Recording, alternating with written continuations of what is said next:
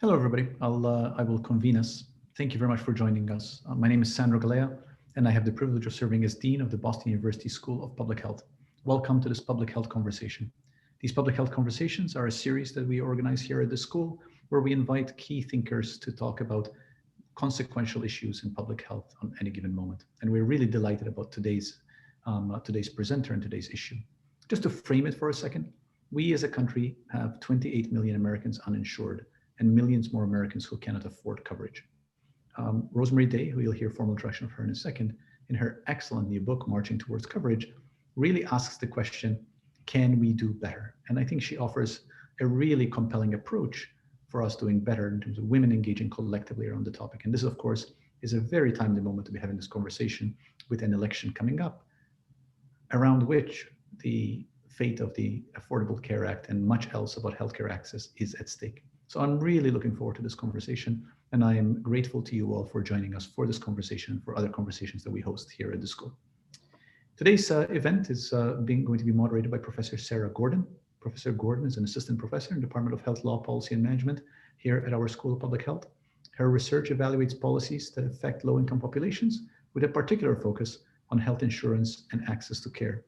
She has applied econometric causal inference models to assess impacts of state-level healthcare and really is emerging as one of the strongest, clearest thinkers about issues around access to care. We thought she would be the perfect person to moderate this conversation with Rosemarie Day. I'm now going to turn this over to Professor Gordon. Sarah, over to you. So much, Dean Galea.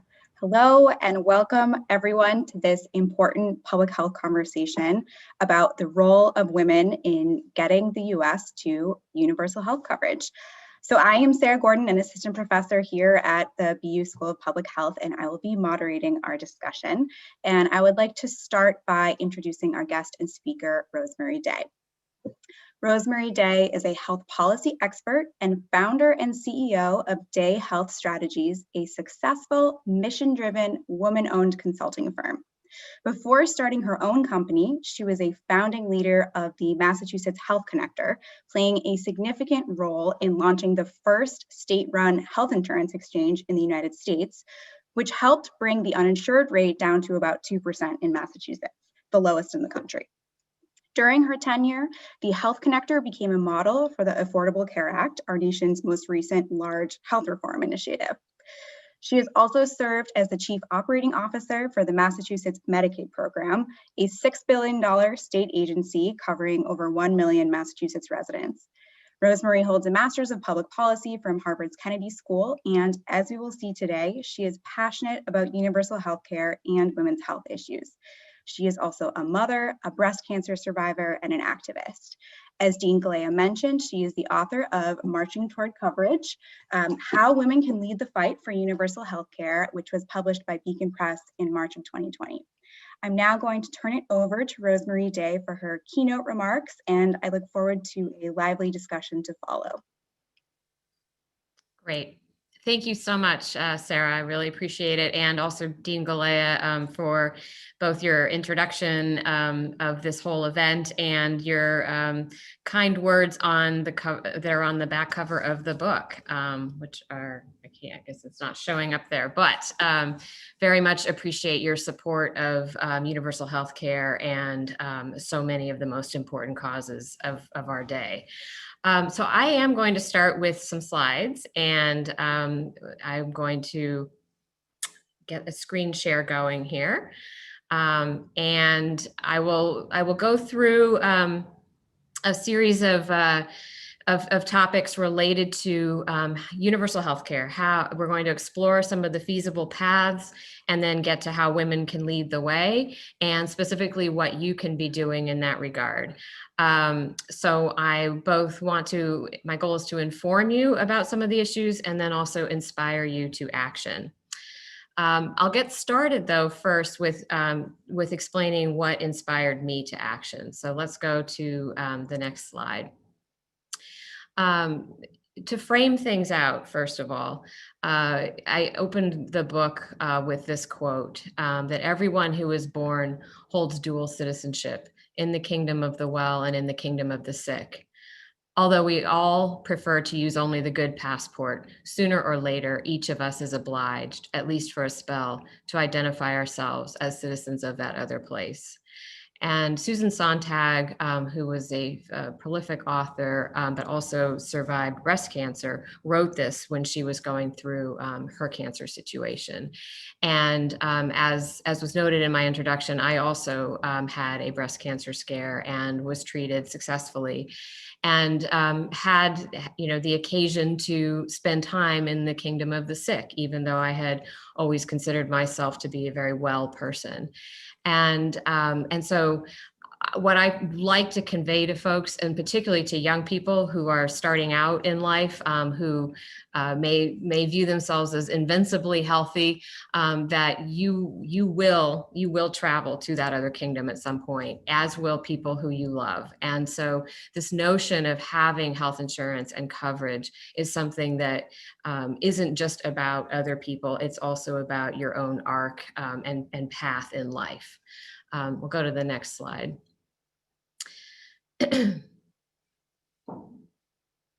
So in terms of the inspiration for the book, there was both a negative and a positive. The negative was the election results of 2016. The fact that Donald Trump won and that there was a Republican majority in Congress, and that most of the leadership was speaking about repealing the Affordable Care Act. In fact, Donald Trump said that that was something he was going to do on day one. And the Affordable Care Act was, in a way, I almost considered it my baby, or one of my kids, because we had birthed its prototype here in Massachusetts back in 2006. And I was fortunate enough to be asked to come and help start the health reform exchange that was established by the law. And it was something that had never been tried in this country. And so I worked with an incredible team, and we were able to build something up that, as I say, became the prototype for the ACA. It was a bipartisan endeavor. It was a working, functional model. It was a hybrid approach. These are all themes I'll come back to. And we had huge success. We got to near universal coverage here in this state, which no other state had done before. So when the Affordable Care Act passed, I took the opportunity to try and help other states do the same thing. And that was in 2010. Here we are in 2020. The Affordable Care Act has had an extremely rocky road, several near-death experiences, and we are poised for another one. But the 2016 election, if I were a betting person, I would have thought that it would be over, that in fact the Republicans would succeed and that the law would be repealed. So I felt that I needed to do more somehow. So that was part of the impetus. What then happened was the Women's March in Washington, D.C., and all over the country, all over the world. I was fortunate enough to go to Washington, D.C. with my 80-year-old mother, my oldest daughter, and several friends, and about, I don't know, it felt like 1 million other people. It was the largest single-day protest ever in the history of the country, and it was completely peaceful and very positive and very powerful. And I mean, I'll never forget the feeling. And that truly inspired me for this book in a positive way, because it was feeling the power of these people coming together, all of us holding signs for the different causes we believed in. And many people were carrying signs about making healthcare a right, and protecting the Affordable Care Act and doing all those things. I thought, as so many women there did, okay, this is amazing. What's next? What more can I do?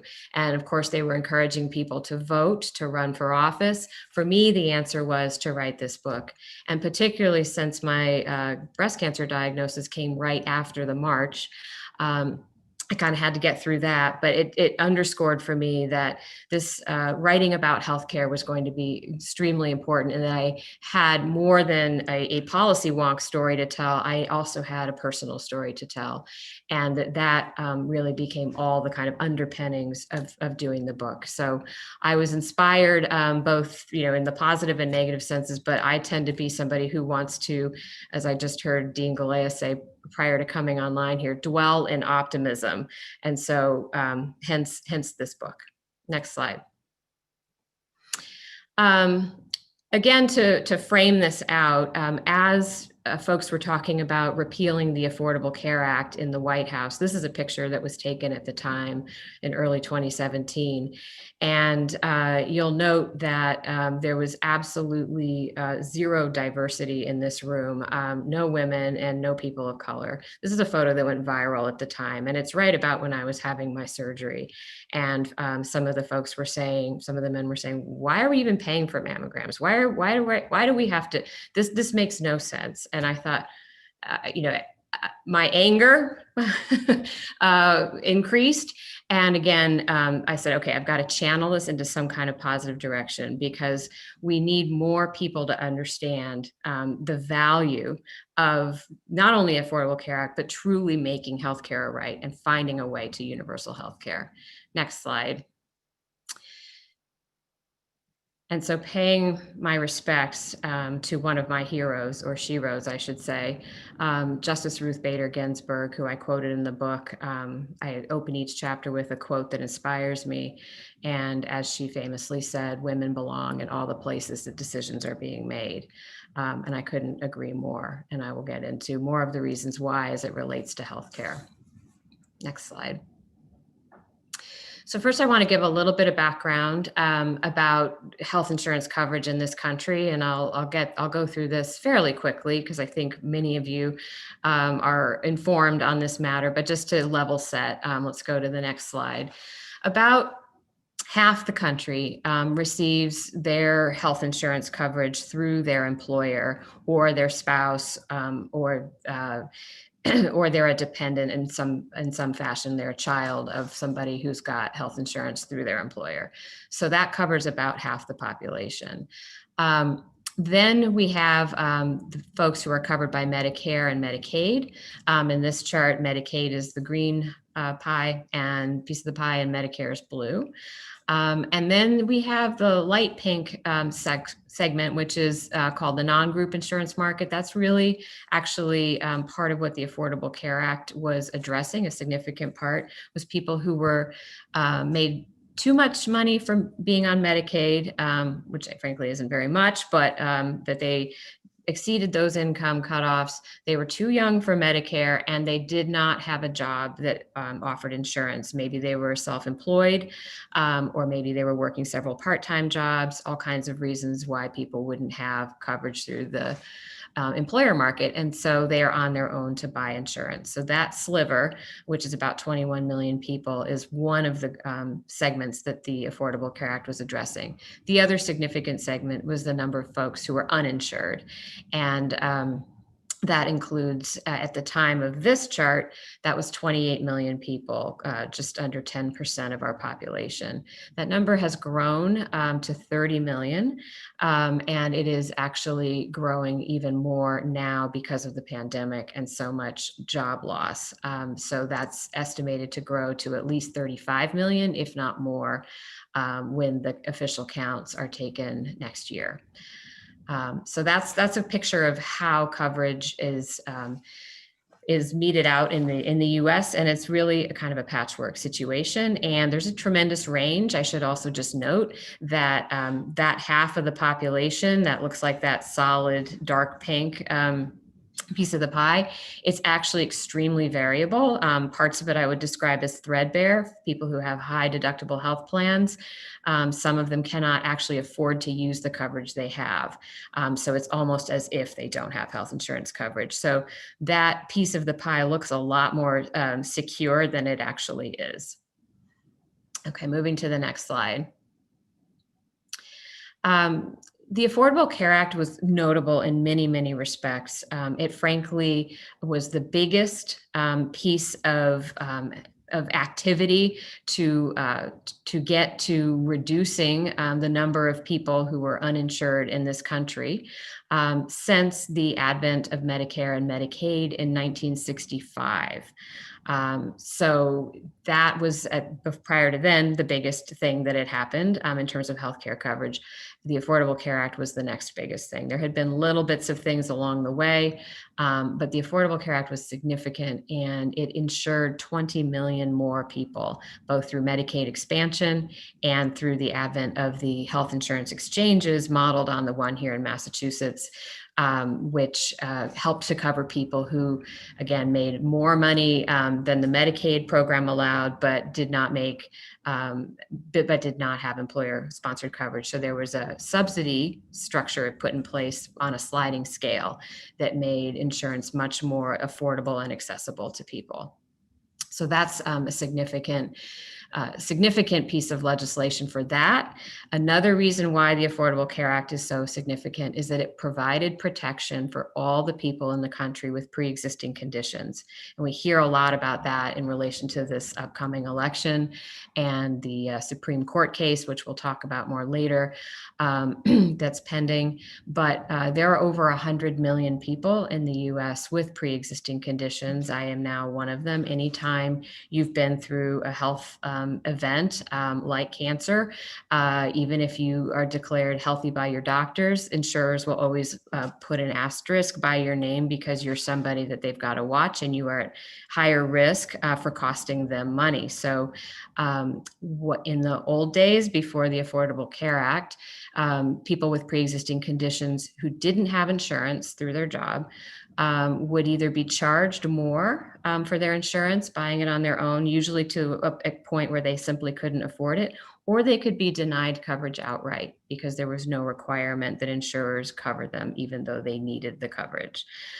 That is a tremendous thing that was changed, which means that people who might lose insurance through their job and be really worried because they have, a heart condition or a child with some kind of chronic illness or anything like that, they don't have to worry from the standpoint of coverage because they are guaranteed coverage in the individual market, thanks to the Affordable Care Act. Moving to the next slide. Why does it matter to be uninsured? There are people who still believe, well, hey, we have to provide treatment in the emergency room. So, people can just kind of rely on that and buy some medicines over the counter out of pocket. And isn't that enough, especially if you're basically healthy? It turns out that pre-pandemic statistics here, 26,000 people are dying every year in the United States because of being uninsured. And that can be for a whole bunch of reasons. It can be that their cancer wasn't detected early the way mine was, and so they're much farther along and have less of odds of survival. It can be chronic conditions that are not being adequately treated, even though we have the science and can frankly fairly inexpensively treat those conditions. And it can also just be how you're treated in the hospital. Sure, if you're in an auto accident and you're bleeding, they have to take you in the ER, but they don't have to do lots of extras for you if you don't have insurance coverage. And so there's plenty of studies that show a different mortality rate for those who have insurance coverage and those who don't, even when they're in the same exact status otherwise in terms of injury. Another really important point is that there are tremendous health disparities. Uninsurance drives some of that, but there are a lot of other contributing factors. All of those contributing factors together mean that there are about 200 African Americans dying every day in the US due to these disparities. And being uninsured is, as I say, a contributing factor.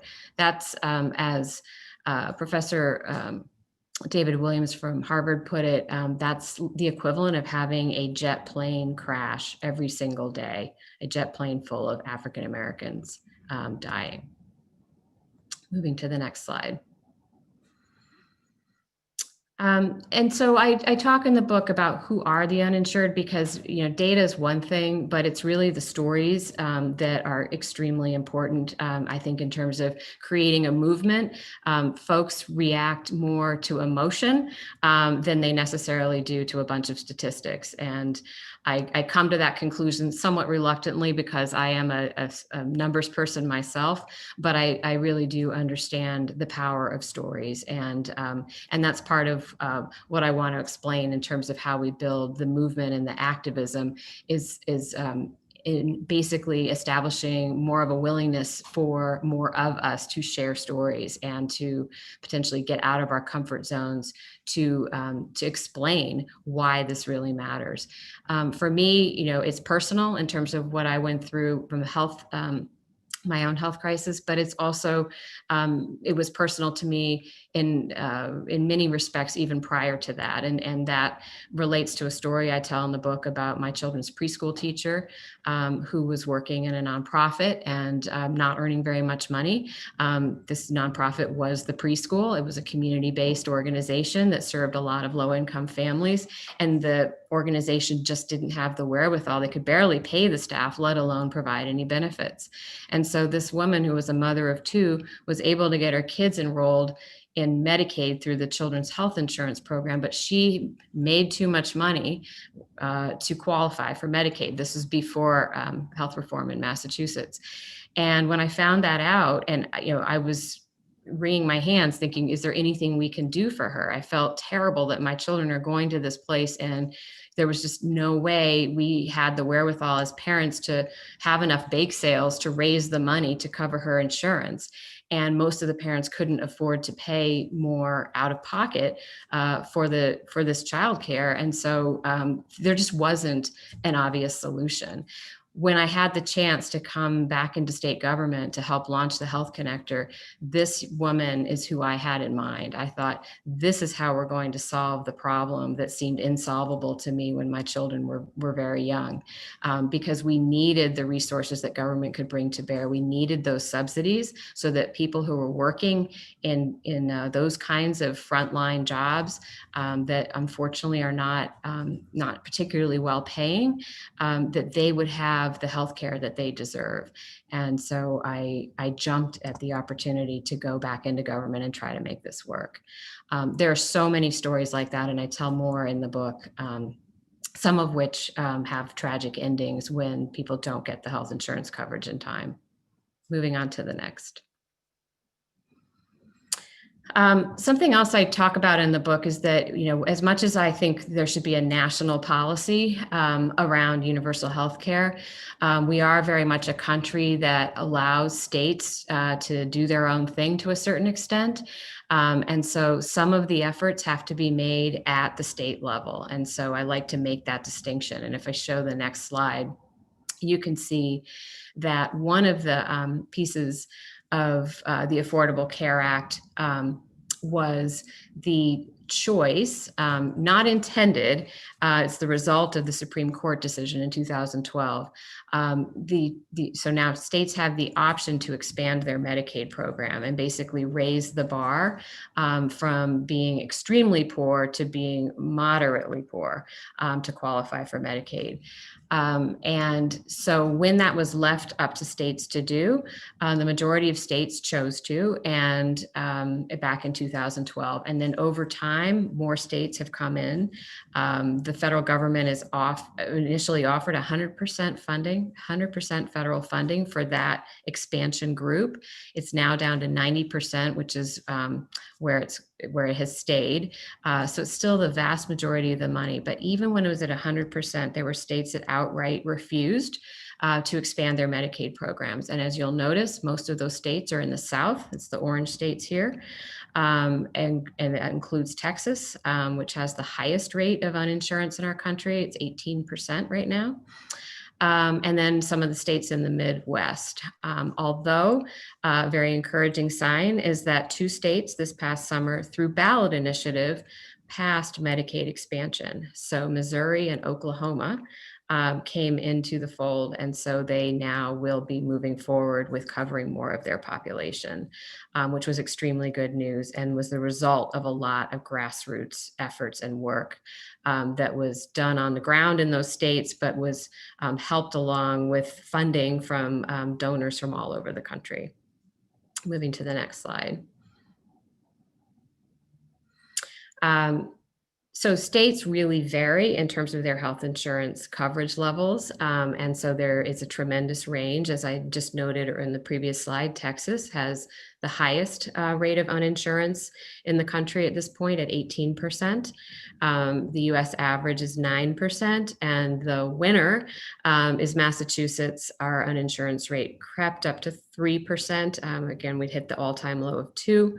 We're at about 3 right now. So there's a tremendous range depending on the choices that governors and state legislatures make. Moving to the next slide.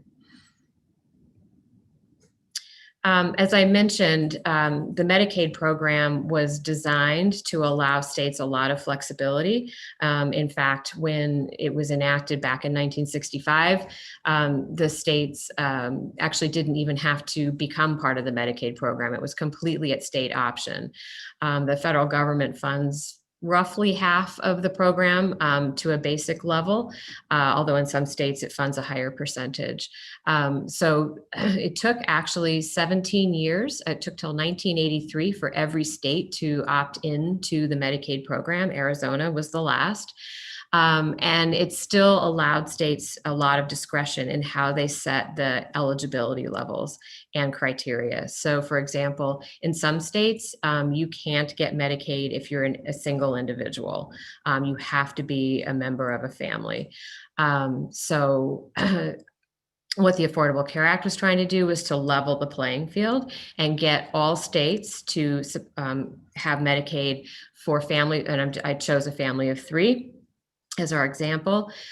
They raised the bar to being that a family of 3 would need to have an income of just under $30,000 to qualify for Medicaid. But in all of these states that have not yet expanded the Medicaid program, the bar is significantly lower, which means there's a big gap between the income that the state's requiring you to have and where the federal government would allow a state to expand to. So again, I'll pick on Texas. Their income cutoff is just under $4,000. That's annual income for a family of 3. If you make less than $4,000 in Texas, you can be on Medicaid. If you're an individual, you cannot be on Medicaid. There is no health coverage for you. If you're in between that income level and the 28,000 here on the chart, then you are, as a family of 3, have no option other than showing up at the ER. But you have no health insurance coverage. Once you're above that income threshold of 28,000, then you can qualify for subsidies on the health insurance exchange through healthcare.gov. So that is a significant gap. That is why we have an 18% uninsured rate in Texas. And it's a little less bad in some of the other states, but frankly, it's pretty jaw-droppingly bad because we're talking about extreme poverty. And so most of the folks who are uninsured and fall into that gap are working folks. Moving on to the next slide. Again, wanting to dwell in optimism, I wanted to show that there truly is another way. And how I wrote the book was to showcase states that have really stepped up and done more, and also other countries. And reflected a lot on what it would take for this country to do that.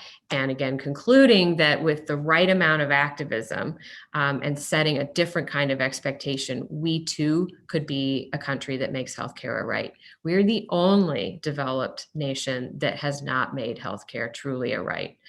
All of the other developed countries have done it. However, they all do it in different ways. So I go to the next slide. I picked, so for those who really want to get wonky, the best source for all of this information about what other countries are doing is the Commonwealth Fund. And they've got a phenomenal website, and you can pick your country, click on the flag, and you can see all the things that the countries are doing in in numerous regards for healthcare, from coverage all the way to true access into the system, and then how payments are structured and all of the pieces. But to try to boil that down and simplify it a bit, I chose 3 countries to talk about in the book: the United Kingdom, Canada, and Germany. And each of these countries, and then of course I put the US in there so you could see where we stand. And I've put the framework out there of a continuum. So what I wanted to convey is that there are, again, so many ways to do this. And the amount of government involvement can really vary. So a lot of times Americans will think, well, there is no other way unless you want to be like England and have like total government control. Well, that's actually not true. We could be like Germany, or I could have picked Switzerland or the Netherlands.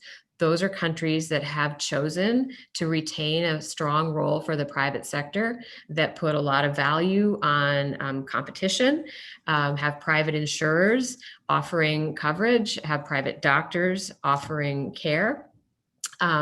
And are not fully taking over the whole healthcare system and all the decisions. However, there is a government role in creating guidelines, boundaries, requiring that everybody have health insurance, just like the ACA requires coverage of pre-existing conditions. Potentially setting prices of what's going to be provided, but still offering a lot of choice. So I described the model of Germany because I think there are a lot of things that we would benefit from understanding better about what they're doing. And in terms of the continuum, it's a little more analogous to where the US is actually with the Medicare and Medicaid programs, which are government sponsored and funded, but have significant amounts of private sector involvement through the way the insurers are operating and various other things. So that's one framework, is the amount of government involvement. And then, as I've been alluding to, how many payers or insurers are involved is another dimension. And in the UK, you have a true single payer system. That is, the government's collecting the money, the government's paying the bills. Canada is not quite as far to single payer as the UK is, but is close. Again, Germany's more in the middle, and then the US, depending on which program of coverage you're looking at, is a little less so. And with employer-sponsored insurance, that's what ESI is, being the least regulated, the most free market, if you will, of the coverage options in the country. So there is no one way to design universal health care. Every country's gotten to there in their own way. So there are many paths, and I want to break people out of that sort of lockstep framework of, well, we can't be like England. We don't want the National Health Service determining, what our coverage is going to be. It does not have to be like that. Next slide. I also wanted to throw in, for context, while I'm mostly focusing my remarks on universal health care, as you all know, being students in a school of public health, there's plenty of other things that drive our health outcomes, both individually and as a society. And if you all haven't read Dean Galea's book, I'm going to put a plug in for the book Well, which I read just before I was wrapping up my manuscript for this book. And I thought it was a tremendous jewel of a book that really clearly lays out all of these other contributing factors. What I want to call your attention to is that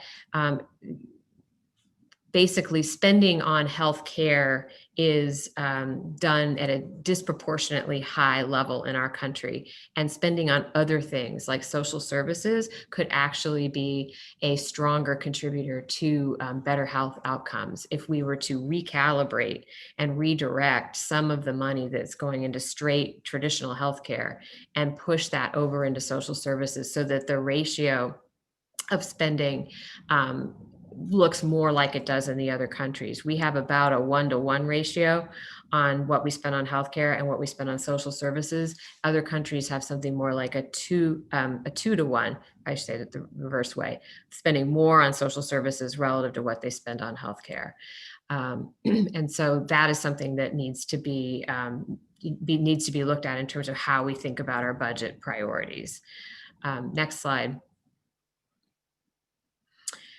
And then beyond that, or maybe double clicking, to just give one example, I could have taken many sorts of benefits, but if you look at maternity leave at an international comparison, again, looking at all the other developed countries, they have some form of paid maternity leave for all of their citizens. Paid maternity leave that does not depend on who your employer is. It is a universal benefit. And it tends to be around 14 weeks of coverage, contrasted with the United States, which has 0 guaranteed paid weeks of leave. We do have 12 weeks of unpaid leave, thanks to the Family Medical Leave Act that was passed a few decades ago. And that was a tremendous fight to get that passed. And it does entitle people to some time off, but only those who can afford to take the time, take the time. And so this is another example of where we significantly deviate from other countries that has direct impact on our collective health. So there is another way. Looking to what other countries are doing, bottom line, is really important, and thinking about shifting our priorities, not just for universal healthcare, but other forms of benefits that provide health benefits ultimately, I think is vitally important. Moving on. So where does that leave us? I say bring on the activism, because once you see this, I think you can't unsee it. And particularly, and we'll talk about this when I'm in conversation with Professor Gordon, but we are in a pandemic. I mean, there could be no more important time to be considering truly making healthcare right in this country. I think it's absolutely essential. It won't solve the pandemic, obviously, but we would be so much better off as a country if we would tackle this at the same time while the spotlight's on healthcare. So moving to the next slide. I'm inspired by many of the people who've come before us, and Angela Davis is somebody whose quote I saw during the first Women's March that I attended, and I love this one, that I am no longer accepting the things I cannot change. I am changing the things I cannot accept. Moving to the next slide. I think it's easy for people who may not be as inclined to think of themselves as activists to say, well, I don't know, I'm not comfortable with that, or really, what difference does it make? What can I do? So I love to also include this quote that I find inspiring by another one of my heroes, Alice Walker. The most common way people give up their power is by thinking they don't have any. And that was what was so astounding about the Women's March, was that all of these people who came, and a large percentage had never marched in anything before, including my 80-year-old mother who was with me. And they looked around and said, oh my gosh, I didn't know there were so many people who felt the way I do about this. And it was incredibly physically empowering to feel that. And so it drove this point home for me, that you can't sit in isolation, and particularly during this pandemic where we're being forced to be more isolated. And that's having a lot of deleterious effects on us and our mental health and all kinds of things. We can't let ourselves get into that disempowered frame of mind. We can't let our power be taken away by thinking that we don't have any, when in fact we do. Next slide. And so to help step up, our confidence, which especially for women, it's been documented. A lot of us have a confidence gap, whether that plays out in the professional world or in terms of who thinks that they are qualified to run for office, or any number of dimensions. I love Justice Sotomayer's quote that a surplus of effort could overcome a deficit of confidence. And effort is not something to be afraid of or to shy away from. And from that, when you start to see results, you can start to build up increasing levels of confidence. Moving to the next slide. And with that, one of the really positive outcomes of the series of women's marches and other forms of activism is that more women did, in fact, sign up to run for office and went to trainings and learned what they had to do and what it took to raise the money and be the candidate. And the result is that more women ran for Congress. They didn't all win, but the upshot was that we had a record-setting number of women come into office that year. And so now, and this is the celebratory picture, which I love, we now have 24% of Congress is female. That is obviously a far cry from the half the population that we make up, but that was still nonetheless a record. And that was at the 2018 midterm elections, very much motivated by a reaction to what had happened in 2016. Moving to the next slide. And so to come towards the end here, I again turn to a civil rights hero, Rosa Parks. And as she said, to bring about change, you must not be afraid to take the first step. We will fail when we fail to try. And so I take all of that as tremendous inspiration. If we move to the next slide, you can see, to sum up, 4 steps that I recommend in the book. And first is to have the vision, to imagine and dare to dream of a better world, not give up, but dream of that world, and then participate is the next one. As they say, democracy is not a spectator sport, and we have a tremendous opportunity in front of us to participate. In about 2 weeks, less than 2 weeks. The next is to enjoy. And I think that's really important to not get burnout and to find the ways to really work with people, make the friends, which is what happens when you engage in activism. You will find that to be empowering on multiple levels. And if you read the memoirs of people like Angela Davis, or hear her talk actually, or Gloria Steinem, also still giving talks to this day and encouraging activism. They fought lots of hard battles. They did not win all of them by any stretch, but none of them would trade doing what they did for anything else. And part of that is because of the people they got to meet and work with along the way. So I find that very inspiring. And then ultimately, the 4th step is you do have to persist, because it truly is a marathon. It's not a sprint. And so you do have to pace yourself to a certain extent and know that you're engaging for the long haul. You can take some breaks, but we don't want to give up. We've got to push. And so in terms of some specifics, if that's a little too high level there, I'll close with this next slide to give you some very concrete actions you could take right now if you're sitting on your computer and saying, okay, I hear you, what can I do? I have a website, and on that website, I have all kinds of links to where you can sign up for different organizations where you can contribute your time or your money.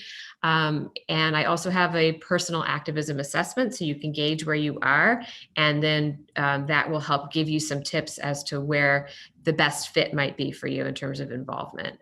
I also really encourage you to do this with friends and spread the word, share the message, pick 3 people that you can talk to. And then I will be continuing to write and blog and encourage as time goes forward, regardless of which outcome we have with this election. I will never give up on this. And so if you want to follow what I'm thinking and saying, you can sign up for my email list, and then true closing, I have my contact information, and I'm on social media and all of those things as well. Of course, if you'd like to buy the book or do something like that, that would be wonderful. And for anybody who signs up for the email list today, we will be giving out a free book. We'll do a raffle for a couple of free books. So encourage you to consider signing up, and maybe you'll get a book. All right, I'll leave it there. Thank you so much for the opportunity to speak to you all. It's truly an honor, and I look forward to our discussion. Thank you. Thank you so much, Rosemarie, for that wonderful presentation of these really important issues and the central themes of your book. So there are a ton of questions coming in through the Q&A. So I'm going to start with a question that I had, and also try to combine it with a few of the questions that we're also receiving. So we'll see how this works. Great. But given your expertise as Deputy Director of the Massachusetts Health Connector, which the ACA was based on, I'm curious what you see as the major shortcomings of the ACA. And then there are a few questions that I think really speak to this concept. So one attendee asks, is all coverage equal? Is all different types of coverage adequate? And similarly, another attendee asks about how the existence of areas with professional shortages in terms of healthcare services and providers might affect both insured and uninsured people. So I think that sort of, if you could try to address those questions maybe in the context of what you see are the limitations of the ACA. Okay. Well, one of the ACA's biggest shortcomings was not by design, and that's the one that I spent the time on with the slides, just to show that this choice of Medicaid expansion is having really significant and harmful impacts. And that was, again, not how it was designed, but it's where we are. And it's something we absolutely have to pay attention to, because it's having disparate impact racially as well. When you think about who's uninsured in the South, it's disproportionately African Americans, people of color.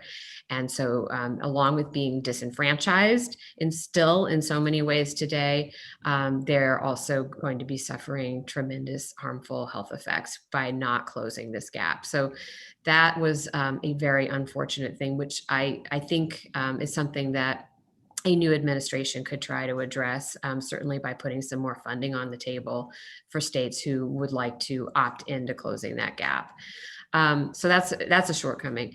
Also, the ACA, frankly, yes, it had subsidies on the sliding scale, but the subsidies aren't as generous as what we did in Massachusetts. So they're not as robust. And that is unfortunate. And it's something that the Biden-Harris platform is seeking to address, to basically amp up the amount of those subsidies. And that would truly make the coverage more affordable. It also, well, I'll leave. There was also the stick parts. The carrots are the subsidies, and the stick is the requirement to have some form of health insurance. And that's try to make sure that healthy people buy in, even if they don't think they need it. And that helps keep all insurance costs lower, because the risk pool has more healthy people in it. That the jury's out a little bit as to the efficacy of that mandate. We've had it in Massachusetts ever since 2006, and there's studies that show it's very effective. It's become an extreme political issue at the national level, and it's something that the Republicans zeroed out. And so we're now running the ACA without it. And so we'll have to see whether that really mattered in terms of the risk pools. What the ACA was unable to do was really tackle the high costs that underlie our healthcare system, and why we're spending twice as much as other developed countries to get less results.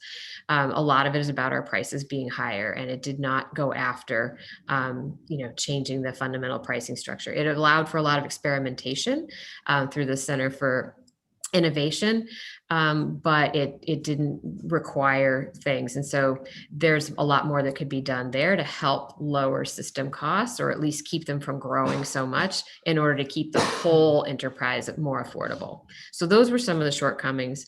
I think also, frankly, the education and outreach process for the ACA was, as much as they tried, it was still limited. And in a sort of bizarre twist of fate, people have learned more about the ACA when it's been on its death, in each of these near-death experiences, like the threatened repeal in 2016, which bled into 2017. I mean, people came out in droves, led largely by women, to town hall meetings to say, you have to protect people with pre-existing conditions. Well, that was not a term that had rolled off people's tongues prior, but once people had the protection and understood what it was, they came out to tell their stories and protect it. So while the original ACA, I think, didn't do enough, the fact that it existed and enough people got covered and began to understand that it was very effective to get the message out, to the point where Republicans campaigning this year, including Trump, are not talking about, well, let's just say they are claiming that they will protect people with pre-existing conditions. So they're no longer trying to take that piece off the table because they've seen it as so politically popular across the aisle. So that's some of the ACA shortcomings. In terms of all coverage is not equal, and I alluded to that with employer-sponsored insurance, you have people who are technically deemed underinsured. In fact, a quarter of folks, according to the Commonwealth Fund, about a quarter of folks with employer-sponsored coverage are technically underinsured, which means they can't actually afford the out-of-pocket expenses and to be able to use this insurance that they supposedly have. So it's mostly for them just truly for catastrophic coverage and not all the things that they need in between. And so that's a growing number. It's over 40 million people in the US prior to COVID and probably bigger now. And so that also has some of the same harmful effects as being outright uninsured. So there's tremendous variation in coverage. And as many people, even, middle-class people who are relatively comfortable compared to lower income people, are feeling every year with open enrollment, the value of their benefits is eroding and eroding and eroding. And so I think this issue of affordable universal healthcare has gotten the attention of the middle class in a way that wasn't true a couple decades ago. Shortages of providers, I think, was the other piece of the question. And I know, like, when we passed health reform in Massachusetts, there was concern, well, if all these people flood in, there won't be enough doctors to treat them. And that didn't turn out to be so true. And in fact, it's not like people all need to go running to a doctor. A lot of things that people need can actually be supplied by other people in the healthcare system below the level of doctor. It could be, just having a routine checkup that a physician's assistant and a nurse practitioner are covering, or things like that are really more at that front end of prevention and doing basic care. So we did not end up running into some major problem with that in this state when we rolled things out. Now, obviously, with coronavirus, we're experiencing unprecedented levels of distress and peaks in needs, in hospitals that had not been having all their beds filled for so long, and that's turning around. So there are going to be pockets of places where it's going to be hard to have access. But I think the healthcare system is rallying and trying to find ways to be creative. And we could go on and talk about telehealth and things like that to try and mitigate some of those surges and the distress that's causing in the system. Yeah, those are all really important points. I want to go back to what you were mentioning about the trade-offs between the individual mandate and affordability, because I just think a lot of confusion surrounds the individual mandate. It's gotten a really bad rep, and you heard it even last week in the Senate hearings. We want to keep protections for pre-existing conditions, but we want to do away with the mandate and replace everything else in the ACA. And that's a really easy thing to say. It's a really easy stance to take politically on the face of it. We don't believe in forcing Americans to buy anything. That's a restriction of our freedom. But it's a lot harder to get the numbers to work without it in terms of affordability. So I wonder if you could just speak to, why is the individual mandate so important? Why do you think it's such a hot button issue for Americans? And how do we explain why it matters? I mean, is it possible to do what the Trump administration is proposing, which is to keep protections for pre-existing conditions, but do away with any sort of mandate for insurance? No, it's not possible. If you make healthcare coverage universal, and there are different ways to do it, and the mandate is one way, but another way would be to say it's like Social Security, and everybody's just going to pay in a little bit over some long period of time, or frankly, how we fund a significant portion of Medicare is people are paying in, and everyone's required to pay in. So then you're all in. And maybe that's not called a mandate, that's called a universal coverage program. But you do need to have a robust risk pool, because when you don't, and there are states that tried to do that and not really, and they ended up creating these high risk pools to put the folks in who they were saying, okay, we're not going to require everyone to have insurance, but those people who are sick and really need it, we'll put them over here in this high risk pool.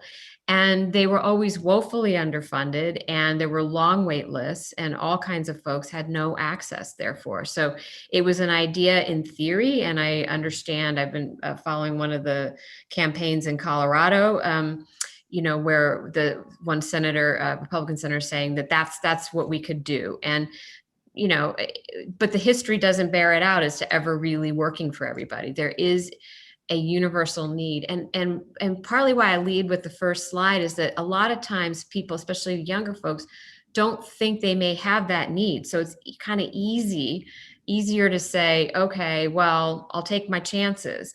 But this sense of you yourself in the arc of life will need it. And then I also want to encourage some sense of social solidarity, which I would hope, in this pandemic, more people are understanding that our health truly is interconnected. Now, of course, the media is going to show the folks who are absolutely taking an extreme, no mask wearing, kind of frankly self-righteous position, which is so harmful to the rest of us. I do believe that's the minority and really an extreme, and that most folks are trying to just get through this and are understanding how much more interconnected we are. So I do think there's some opportunity there, but there has always been a tradition in our country of this kind of individual rights. But it's coupled with responsibilities. And, a lot of people in the military, and I have a quote in the book about that people in the military understand that with freedom comes responsibility, and there are so many examples that are part of our culture that actually underscore that independence, and are coming together. And some of the leaders we've looked up to, how we got through the Great Depression under Franklin Delano Roosevelt, was really about having leadership that brought us together more than driving us apart, and finding our common humanity and building from the suffering to a better place. And so we have a history in our country of that as well. And that's what I want to amplify.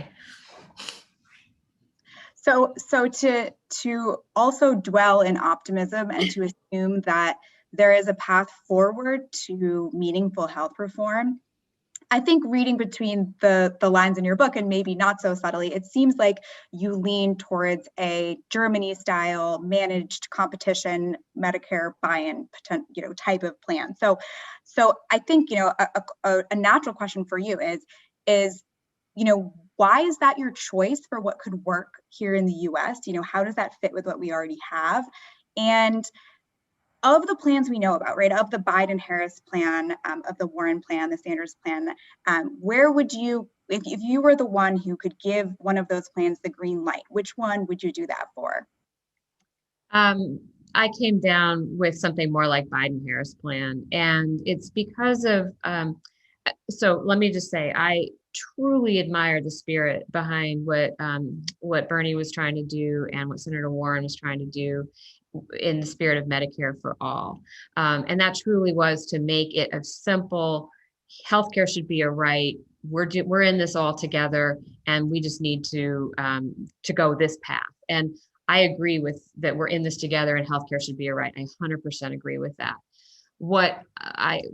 part of what I was wrestling with in writing this book was my lived experience. Even in a blue state like Massachusetts, there was no way that this state would have accepted something that was like a Medicare for all back when we did health reform. And frankly, I don't think the state would even accept that today. But, maybe that would change a little bit with the pandemic, but even in a blue state. Now, I worked all around the country with red states, purple states, kind of everything in between, and saw how our kind of Commonwealth of Massachusetts values were maybe not shared in the same way in some of these other states, and that they were implementing the ACA, but simply because it was the law of the land, not because there had been a work on a grassroots kind of universal buy-in to it. It's like, well, if this is what we have to do, this is what we have to do.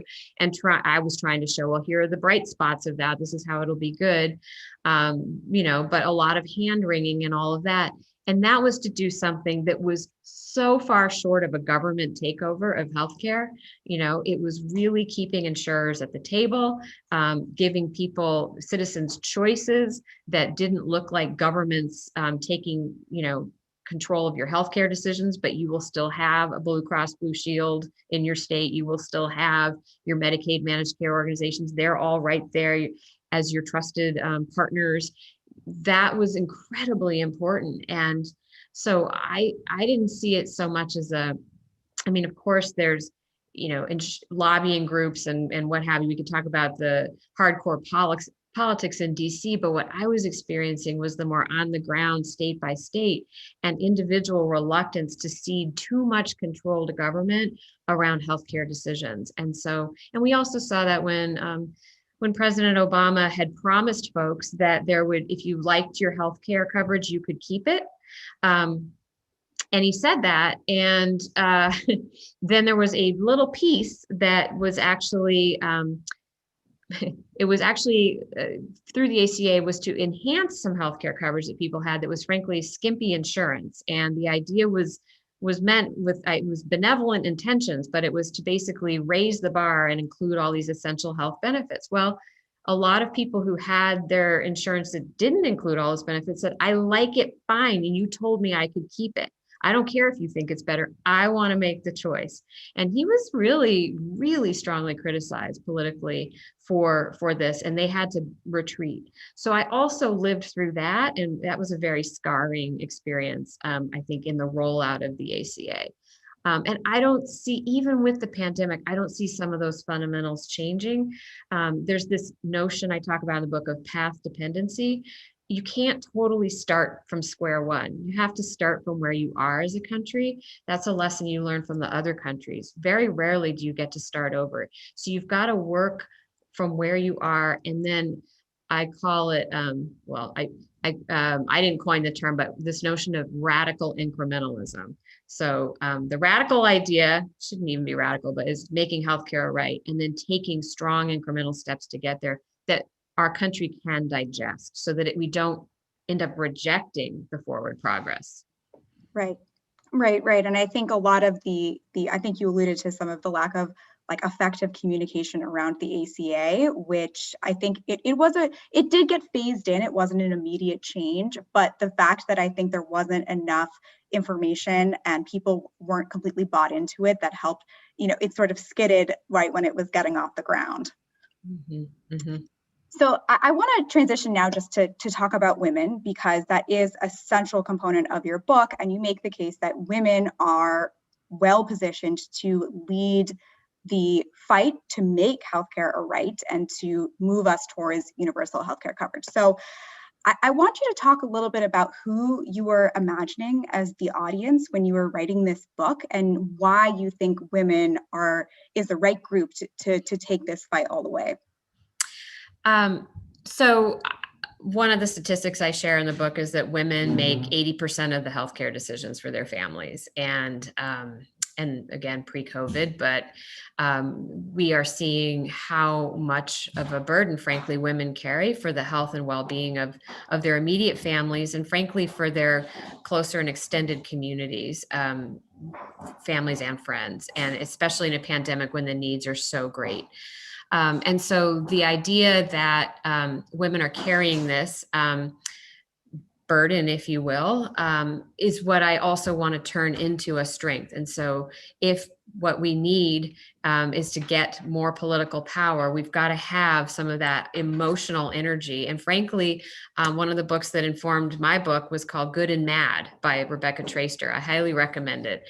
And she points out over the arc of history how much social change has happened when women have gotten good and mad. And so I want to say, okay, I'm not trying to add to our burdens. I'm actually trying to help them, and go back to that notion that the personal is political. And the things, that Gloria Steinem and the early feminists were saying, that is true. These burdens that cannot be solved at the personal level need to be solved at the political level. And I go back to the example of my preschool teacher. She was carrying such a burden, my kid's preschool teacher. And that wasn't something that she could solve by working harder or doing something else, nor that even I could solve as part of her immediate community. It needed the wherewithal of a systemic solution.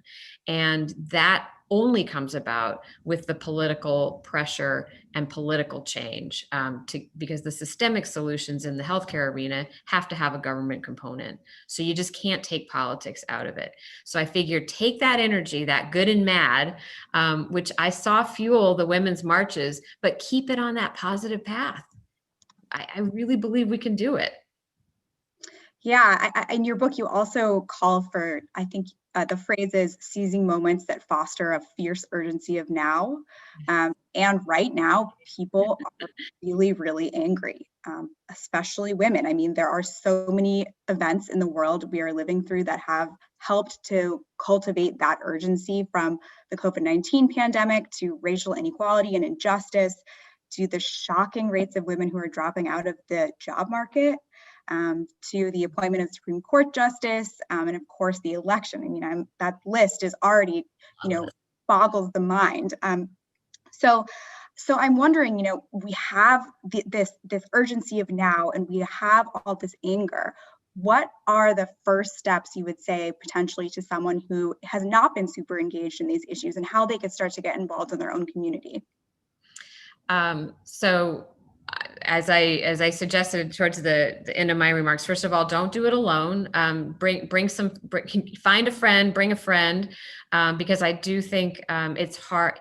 Sometimes there's so many reasons to do that. And in the professional world, or even actually in my writers group, you talk about having an accountability partner. So it's always good to have someone who's good at, like, if you say, I really want to do this, and they help keep you honest, like, okay, I'll do it if you do it. And you, it's like how sometimes people get studying done too. It's like, and working together. So that is a really important step, is to don't do these kinds of things alone. It's going to be a lot more fun and a lot more sustainable if you're doing it with other folks. So there's that, and you can build, frankly, that adds to the collective action. So you're actually enhancing your own power by bringing others in, and into what? Well, first of all, is making sure you're really informed. And I talk about being a healthcare voter, and knowing who is supporting a healthcare platform, and pushing to make it universal healthcare. And so that's one piece of it.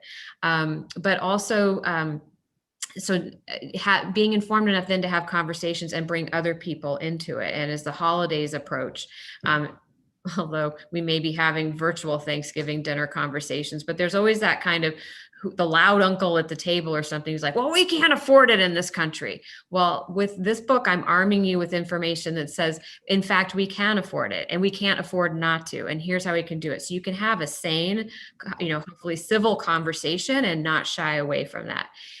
Because it's a question of changing hearts and minds one by one, and sharing a story. That's another thing. If you know somebody with a pre-existing condition who would be vulnerable, you tell that story. That's a lot of how I think attitudes collectively towards the notion of gay marriage came about, because there were so many individuals who were affected by friends and family.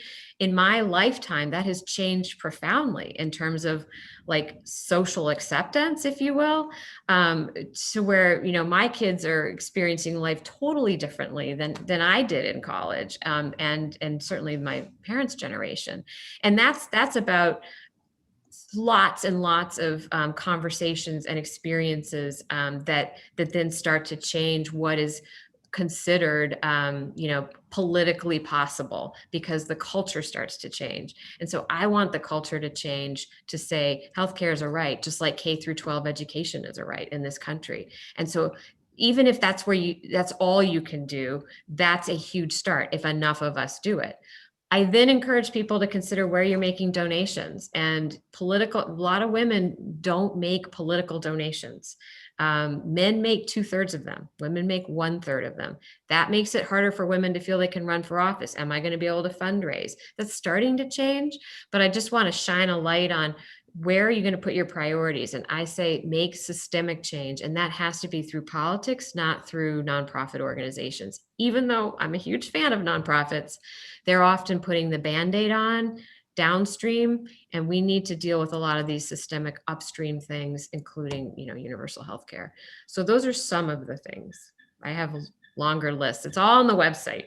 Yeah, so I want to wrap up with on a positive note with a last question of how your prescriptions for activism might change specifically for young people. I imagine there's a lot of young people who are tuning in right now, and I for one find it extremely hopeful that this generation of young people, particularly Gen Z, those who are born after 1996, are one of the most politically engaged generations. They're more progressive, they're typically more pro-government, and really, really engaged. And so we've seen the power of young people, and particularly with social media. I mean, there's so many recent examples with high school students from Marjorie Stoneman Douglas High School registering hundreds of thousands of people to vote, Greta Thunberg becoming a global icon for climate change, and the fact that it was a 17-year-old girl who videotaped the murder of George Floyd.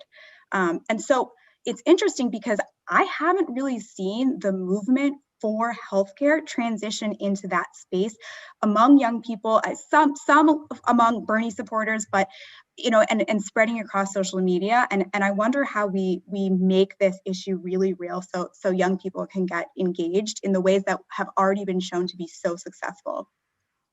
Yeah, so Bernie certainly had rallied so many young people, and I think that the Medicare for All chant really had captivated folks, along with the idea of free college and other things like that, which are very appealing, and I think frankly should be given some very serious consideration as we look at tremendous rise in inequality in this country. So I think that this notion of government having some role, but maybe not the full takeover, and trying to say the sign to hold is make healthcare a right, but leave it potentially to the folks in DC who can navigate, the Nancy Pelosi's of the world, who understand the ins and outs of the politics, the realities. Even if you end up with a Democratic majority, a lot of those Democrats, if that's what happens, after November 3rd, they'll be coming from states that are not like big blue states. They will be having to straddle some middle ground, and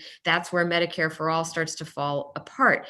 But we could still say healthcare should be a right, and young people can really, really push for that. I think they have less discomfort with government playing a role than folks who are middle-aged do. Older folks seem okay with Medicare. They want to protect that. So it's funny, you've got younger folks and older folks like, yeah, government has a role, but it's the folks in the middle still holding out and leaning the other way. So I could have written this book to rally young people, frankly, because the statistics, as you point out, look so good. So I would say you can take a lot of the same lessons from the book, and young people can put their own stamp on it. And yeah, TikTok it away, or my kids will be laughing like, that's not how you say it, Mom. But social media strength can be harnessed, for good or not. But let's harness it for good. And I really admire the young folks. And it's partly why I lead with that first slide again, because sometimes the problem for young folks is they won't see themselves, they may think they're invincible and not really need healthcare so much. So it's kind of trying to point out, well, you will at some point. And it's all a bit of a crapshoot, frankly. So trying to just inform folks about that too. But yeah, and I think it's so easy to get bogged down in the details. It's why I really liked, but honestly struggled a little bit as a policy wonk who's very in the weeds with thinking about the details. But, you say that an activist agenda doesn't have to have a specific policy. You don't have to get behind the Biden plan, right? You can speak to a general message about healthcare being a human right, being something that we believe everyone should have access to. And that is such a powerful rallying cry. And I think we split hairs over these different types of plans, which I actually think is a distraction. Thank you. It is. And it's something, in the lessons learned of like the Clinton era, it got so complicated. And then there weren't enough people in the grassroots pushing to keep it happening. So it was kind of easy to just have it fall apart in Washington. And there wasn't, when a lot of people have said that social movement aspect had gotten disconnected from what was happening in DC. And so that's where I want to keep the connection. But I think about it a little bit like being on a board of directors, where a board will say, this is the direction we want an organization to take. Management, you go work out the details, but we're setting the direction. That's what I think we should be doing as voters, and saying, we're setting this direction. And Washington can work out some of those details. We don't have to know all that, because otherwise people get intimidated from the topic, and I don't want that to happen. So, yeah. Yeah. So I think we are nearing the end of our time. There are lots of questions that we didn't get to, and I'm so sorry that we didn't have a chance to answer. I think I could have this conversation all day. There's so many dimensions at intersections between different movements, which I wish we could talk into. We barely, even scratched the surface on the pandemic. So it just means we'll have to have more conversations. And I think this is the perfect time to be doing it. There's never been more momentum behind this. And so we, a lot of it hinges on what will happen in November. Absolutely.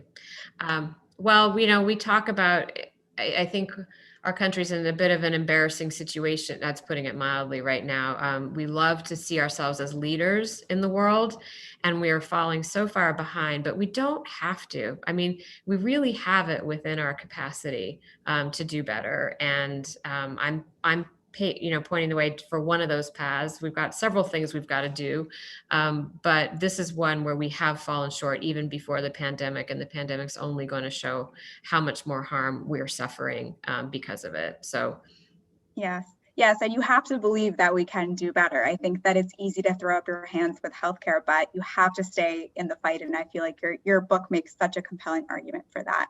So thank you so much for having this conversation with me. It was wonderful. I'm now going to pass it back over to Dean Galea to wrap up. Thank you. Well, thank you very much, Professor Gordon. Thank you, Sarah. Thank you, Rosemarie. This was what an extraordinary conversation. For a conversation to range from anger, from sort of the justifiable anger of the moment, to optimism, and then back again. I think that's not an easy feat. I could have listened to this conversation for several more hours.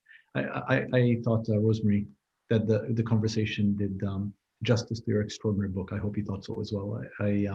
As Rosemarie mentioned at the beginning, I had the privilege of reading a preprint of the book and writing some thoughts about it.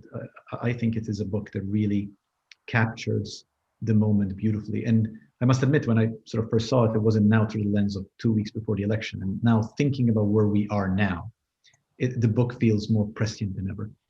There is a bit of a trope, I think, that elections come and we say, this is the most important election in a lifetime. And every election, sort of people say that. It might be true this time. And I think it might be true this time from the perspective of health, that there is so much in the balance in the coming election that the trajectory of what will happen to our health, both in terms of healthcare as well as in the forces that generate health, will be dramatically different in the coming few years, depending on the direction the election goes. And I actually think that Rosemarie's book and the ideas in it really point out exactly why this election matters so much. I think, Sarah, you had a couple of calls for the importance of voting as a way of demanding health of the public sector, demanding health of politicians. And it seems to me like that is something that today, October 2020, is something that we should all be doing. So to both of you, thank you. I learned immensely from both of you. Rosemarie, I read from reading your book, and I learned more from this conversation. I thought, Sarah, it was a wonderful back and forth. Thank you both for doing it, and thank you to the audience.